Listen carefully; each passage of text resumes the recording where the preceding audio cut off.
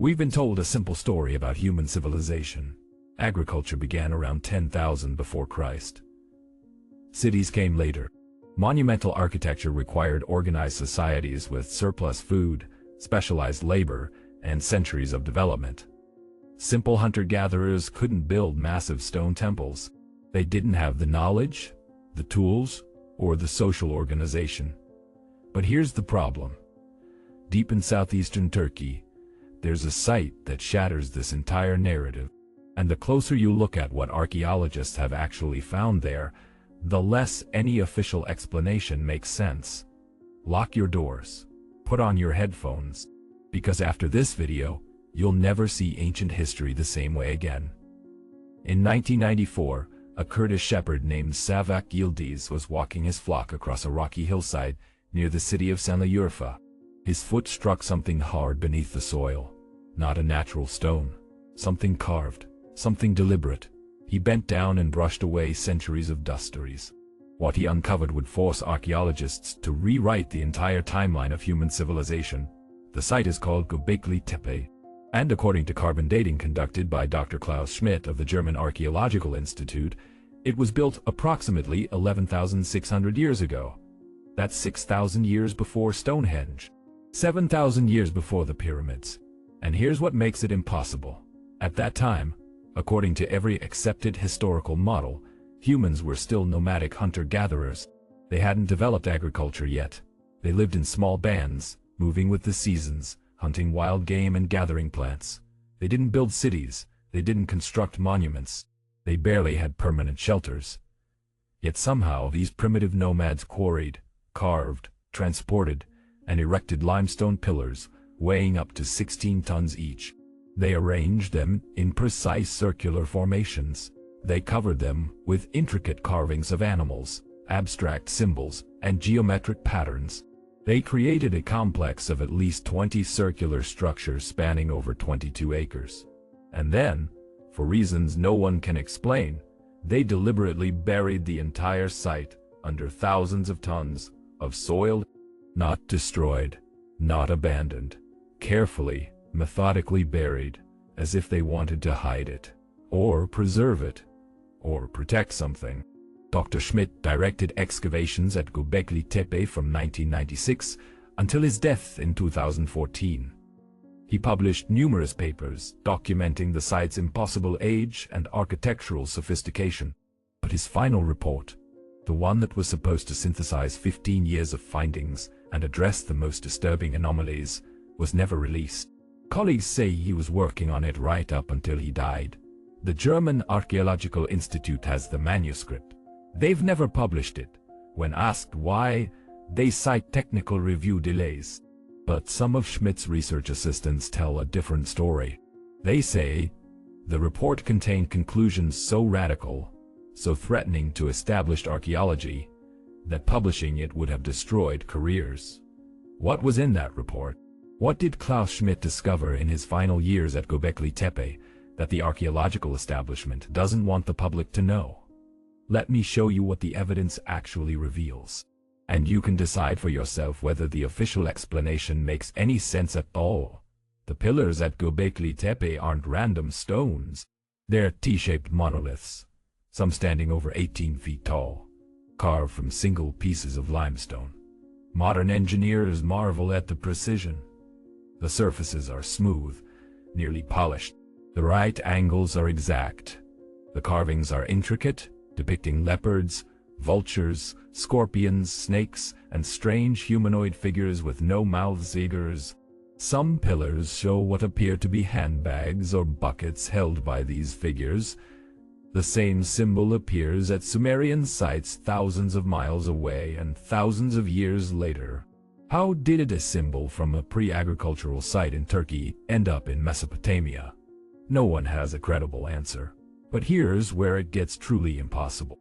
In 2020, archaeologists using ground-penetrating radar discovered that Göbekli Tepe isn't just 20 circular structures. The entire site extends far deeper and wider than anyone realized. The buried sections, still unexcavated, show architectural features even more advanced than what's visible on the surface. And those sections are older, Much older. Much older. Dr. Jens Notroff, who took over the dig after Schmidt's death, admitted in a rare interview that some of the deepest electromagnetic readings suggest construction dating back over 12,000 years, possibly 13,000. At that point, according to mainstream archaeology, humans hadn't even invented pottery yet. Yet these people were building megastructures with astronomical alignments, complex symbolism, and engineering precision that rivals modern construction. Even with today's technology, replicating Göbekli Tepe would be an enormous challenge. Quarrying 16-ton limestone pillars without metal tools, transporting them across rough terrain without wheeled vehicles or domesticated animals, erecting them vertically without cranes or pulleys, and doing all of this while supposedly living as nomadic hunter-gatherers with no permanent settlements, no agricultural surplus to feed a large workforce, and no written language to coordinate the effort. It doesn't add up. And the deeper you dig, literally and figuratively, the more impossible it becomes. Dr. Schmidt himself admitted this.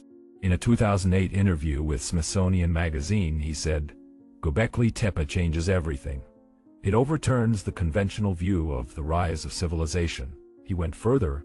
"What we're seeing here is evidence of a culture far more advanced than anything we thought existed at this time." The implications are staggering. But if Göbekli Tepe was a challenge to accepted history, what lies 400 miles northwest is an absolute impossibility. The underground city of Derinkuyu, discovered in 1963 when a local resident broke through a basement wall and found a hidden tunnel.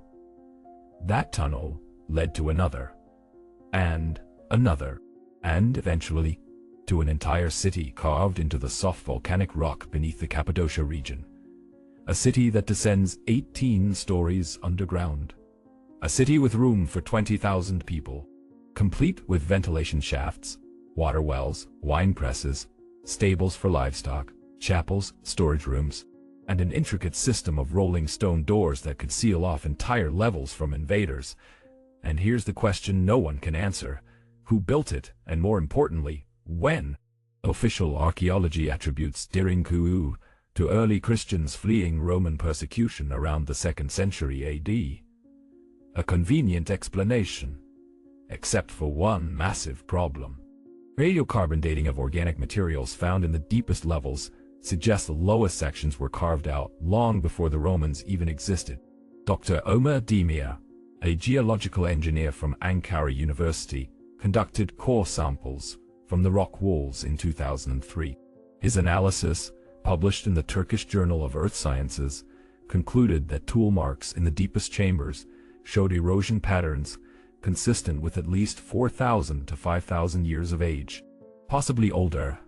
That would place construction in the Bronze Age, or earlier, at a time when, according to conventional history, this region was inhabited by small agrarian communities with basic stone tools. Yet someone carved an 18-story underground city into solid rock, with ventilation shafts that extend over 180 feet to the surface, engineered so precisely that air circulates naturally to every level. Even today, with modern drilling equipment, creating such a system would require advanced engineering and months of planning. And here's the truly disturbing part: Derinkuyu isn't the only one we want. There are at least 36 known underground cities in Cappadocia, some connected by tunnels stretching for miles: Kaymakli, Oskonakmasi, all of them multi-level, all of them massive, all of them far older than official timelines suggest. And all of them were, at some point in the distant past, deliberately sealed. The entrances were hidden, the tunnels were collapsed, the cities were buried and forgotten, until modern residents stumbled upon them by accident. Why would an advanced civilization build these elaborate underground refuges only to abandon and conceal them? What were they hiding from? And what did they know about the surface world that made living 18 stories underground seem like the safer option? Some researchers, like Graham Hancock, propose a radical theory that these sites weren't built by early Christians or Bronze Age farmers. They were built by survivors of a much older, much more advanced global civilization that was nearly wiped out by a cataclysmic event around 12,000 years ago. The same event recorded in flood myths from cultures around the world. Göbekli Tepe, according to this theory, was built by these survivors, and when the disaster came, they went underground, deep underground, into cities like Derinkuyu. And when they finally emerged, their civilization was gone. Their knowledge was fragmented, and over thousands of years, humanity slowly rebuilt from the ruins, forgetting what had come before. It sounds like science fiction. But let's look at the evidence. Göbekli Tepe is dated to approximately 11,600 years ago. That's immediately after the Younger Dryas, a period of rapid climate change and mass extinctions that ended around 11,700 years ago. Geologists have found evidence of massive flooding, wildfires, and sudden temperature drops during this time. Core samples from ice sheets and ocean sediments show layers of ash, soot, and iridium consistent with a cosmic impact. Something hit the Earth, and it nearly ended civilization, if a civilization existed. Dr. Robert Schoch, a geologist from Boston University, has studied erosion patterns on ancient structures around the world.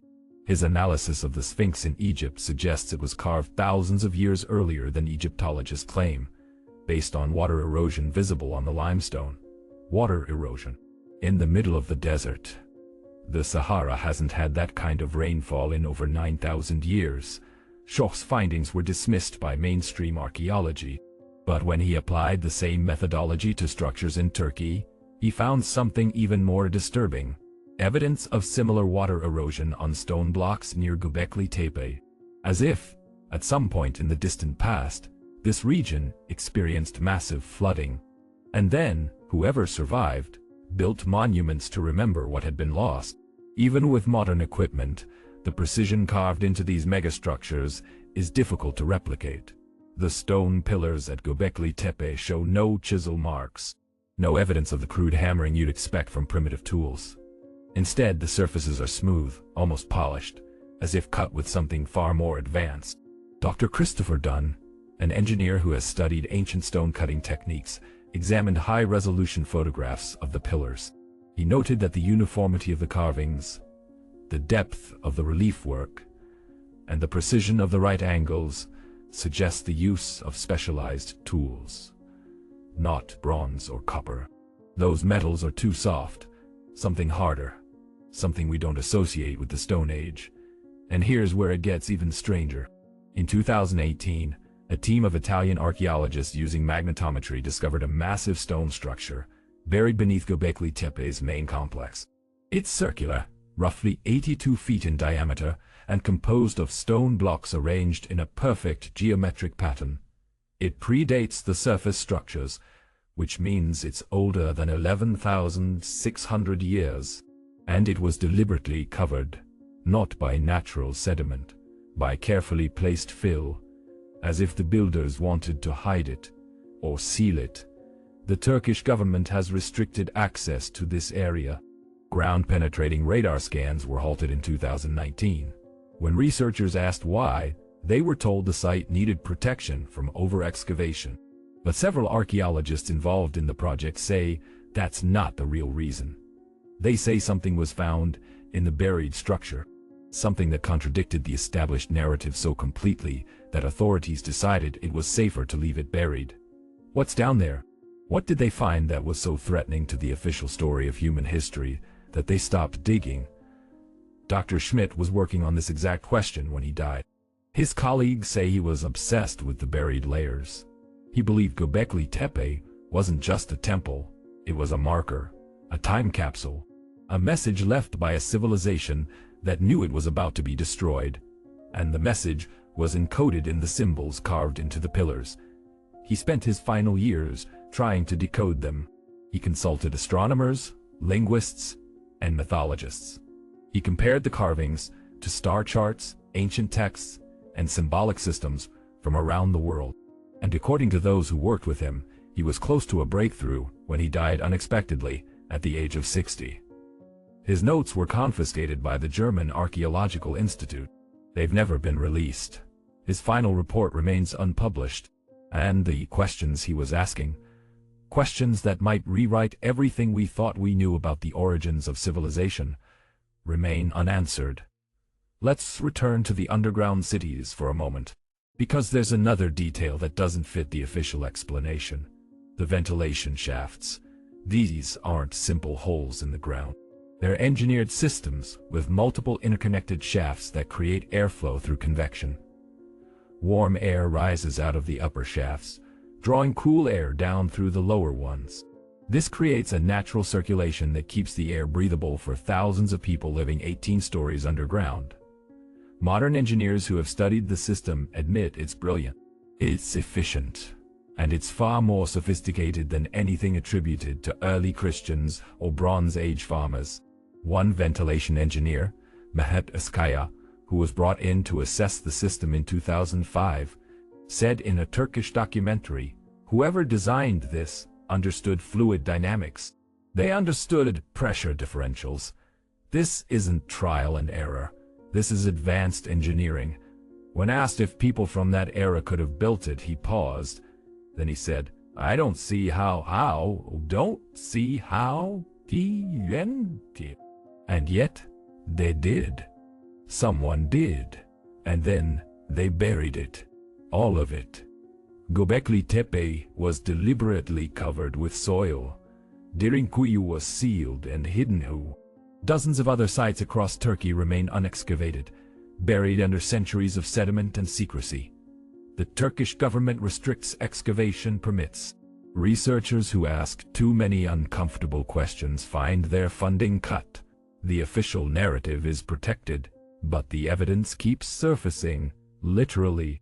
Every few years a farmer breaks through a wall, a construction crew uncovers a tunnel, and another piece of the puzzle is revealed. A puzzle that suggests human civilization is far, far older than we've been told, and far more advanced than we've been allowed to believe. What if the story we've been taught, the story of a slow, gradual rise from primitive hunter-gatherers to complex civilizations, is wrong? What if there was an advanced civilization 12,000 years ago?